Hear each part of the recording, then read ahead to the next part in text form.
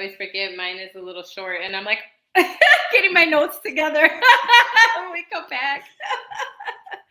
All right, so here we go. All right, so this week in NFL history, let's go back to October 21st, 1882. Major rules revision occurred per historian Park H. Davis in his book Football, the American Intercollegiate Game. The game was changed. This is when football changed from like rugby. If people study like, how kind of American football came about, it has a lot of a rugby feel to it way back. So the game was changed from the block game, which since there was not a set number of downs and distances like it is now, teams like Princeton at the time before this change was done basically could snap the ball and gain no ground and keep the ball for an entire half of a game. Can you believe that? So basically they didn't have any downs, they didn't have any distances.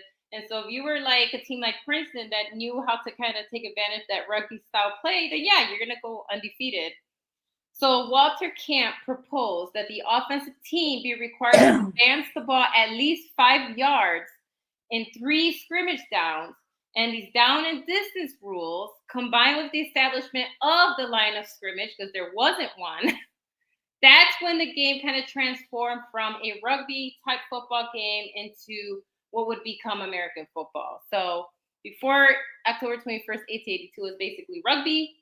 And then we got the actual downs, a line of scrimmage. Like, can you imagine, like, if that was it would be just rugby, basically, if these adjustments weren't made. All right. Fast forward to 1973, same day, October 21st. Fred Dreyer of the then Los Angeles Rams, who are now the Los Angeles Rams again, became the first player in NFL history to score 2 safeties in the same game. So that's something for the Rams. Fast forward to the 2000s. In 2007, the Tennessee Titans kicker Rob Birona set the NFL record for most points scored in a game, no touchdowns, with 26 points in a 38-26 win over the Texans. So set a record for most points kicked. I can't believe it, 26. That's wild. I think I remember that because that was just in 2007. All right.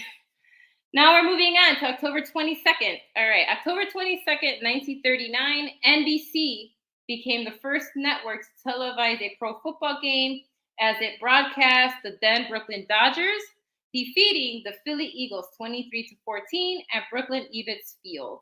So that's when finally people saw pro football on their TV screens. Or not TV screens, sorry, the 1930s, but you know what I mean. It was like black and white, really like fuzzy. It wasn't the TV we got today. All right. October 22nd, 1950, at Kaiser Field in San Francisco, California, the San Francisco 49ers earned their very first win in the NFL in their 6th game in the league when they defeated the Detroit Lions 28-27. The team was founded in 1946, but it was part of the All-American Football Conference, which joined the NFL in 1949 when the leagues were merged. And so this was their official NFL win after the 2 leagues merged. Also, now we're moving forward to the 23rd. Okay, so legendary football innovator, Mr. John Heisman, which people should know who that is because, right, Heisman Trophy. He was born on October 23rd, 1869 in Cleveland, Ohio. He is the American football coach who's one of the top innovators of the game of football in history. Heisman is credited per the NFF's website with helping to legalize the forward pass, originated the center snap, innovated the hike cadence to initiate a snap for which the Heisman Trophy is named, and he coached at various schools like Oberlin, Akron, Clemson, Georgia Tech, Penn, Washington, and Jefferson, Auburn, and Rice.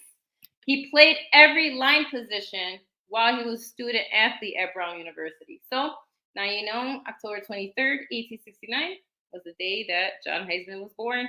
And as you college folk know, right, he just kind of changed the game of football. And what would happen is things would change at the college level because college football was always more popular than American football. It took a while for pro football to really take off.